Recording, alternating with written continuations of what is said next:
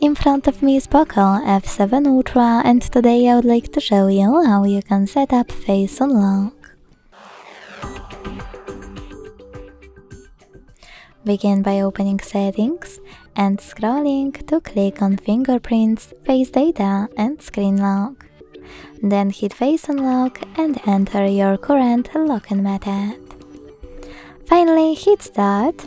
Tap on next after 5 seconds in attention pop-up. Keep your face in frame and follow all of the instructions from your screen. Wait for 100% mark.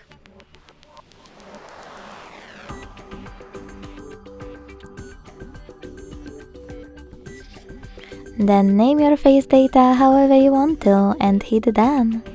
So now when I switch off my screen and turn it back on, I can start face unlock is working properly. Thanks so much for watching. If you enjoyed this video, don't forget to leave a like, comment and subscribe. Bye!